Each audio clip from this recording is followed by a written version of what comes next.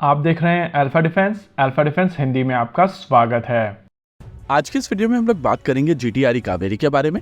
इस वीडियो के दौरान हम लोग ज्यादा पुरानी हिस्ट्री के ऊपर नहीं जाएंगे और फोकस रखेंगे अभी क्या डेवलपमेंट चल रहा है उसके ऊपर। आप में से ज्यादातर लोगों को ये चीज पता होगी कि घातक यूसीएवी के लिए एक ड्राई कावेरी इंजन बनाया जा रहा है और ये engine GTRE GTX 35VS Kaveri का ही एक वेरिएंट है, जहां पर आफ्टर बर्निंग सेगमेंट को हटा दिया गया है, इसके फैन को इम्प्रूव किया गया है, कुछ कंपोनेंट्स और इम्प्रूव किए गए हैं और ये कंसिस्टेंटली 50 किलो न्यूटन से ज्यादा थ्रस्ट जनरेट करने में सक्षम है।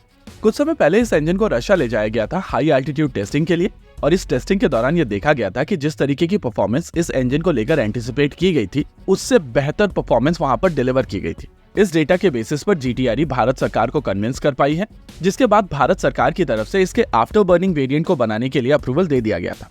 वैसे यहाँ पर एक चीज समझनी जरूरी है कि ये आफ्टर बर्निंग सेगमेंट डिफरेंट है और यहाँ पर बहुत सारे चेंजेस किए गए हैं। बेसलाइन कावेरी की तुलना में ये आफ्टर बर्निंग सेगमेंट थोड़ा हल्का होने वाला है। साथ ही यहाँ पर जो मटेरियल यूज किया जाएगा उसकी टेम्परेचर विथस्टैंड करने की कैपेसिटी भी बेहतर होगी। अगर टारगेट की बात की जाए तो आइडिया है कि एक इस तरीके का इंजन बनाया जाए जिसमें ड्राई थ्रस्ट 50 किलो न्यूटन तक का हो, यानी कि आफ्टर बर्नर से पहले 50 किलो न्यूटन तक का थ्रस्ट जनरेट किया जा सके और रीहीट सेगमेंट के बाद में यानी कि आफ्टर बर्निंग सेगमेंट के बाद में इसका मैक्सिमम थ्रस्ट 80 किलो न्यूटन तक जा सके।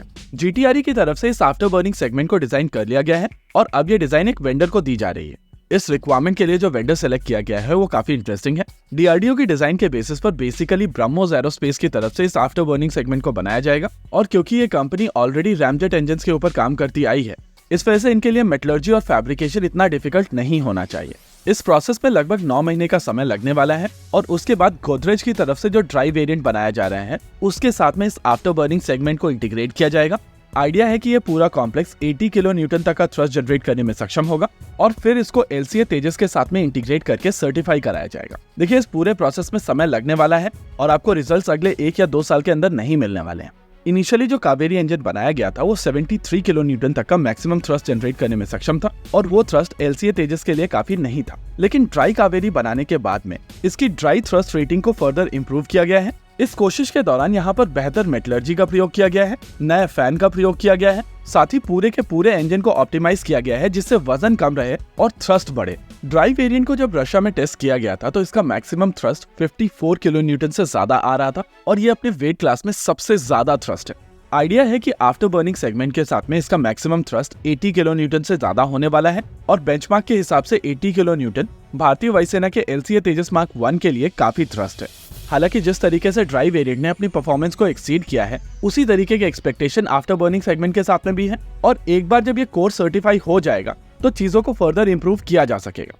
आइडिया है कि आफ्टर बर्निंग सेगमेंट अगले 1 साल में बनकर तैयार हो जाएगा। वहीं दूसरी ओर लगभग इतने ही समय में गोदरेज की तरफ से ड्राई वेरिएंट भी बना दिया जाएगा और इन दोनों को इंटीग्रेट करने में लगभग 1 साल का समय और लगेगा, यानी कि साल 2027 के अंत तक ये इंजन बनकर तैयार होगा और उसके बाद इसका LCA तेजस के साथ में इंटीग्रेशन शुरू किया जाएगा। लेकिन उसके बाद भी टेस्टिंग और ऑप्टिमाइजेशन में लगभग 2-3 साल का समय और लगेगा और इसी वजह से अगर आप पूरी टाइमलाइन को देखते हैं तो यहाँ पर 5 से 7 साल का समय लग सकता है। हालांकि अगर यहाँ पर भारत सरकार की तरफ से रिसोर्सेज बढ़ाए जाते हैं जैसे कि टेस्टिंग फैसिलिटीज, फंडिंग एक्सेट्रा, तो इस टाइमलाइन को शॉर्ट किया जा सकता है।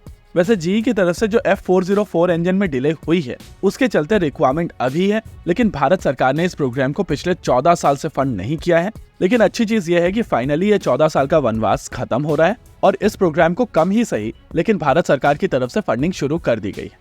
ओवरऑल मेरे लिए ये एक पॉजिटिव डेवलपमेंट है और ब्रह्मोस एरोस्पेस का सामने निकल कर आना भारत के लिए एक बहुत बड़ी बात है। इसी के साथ आज के इस वीडियो में रखते केवल इतना ही।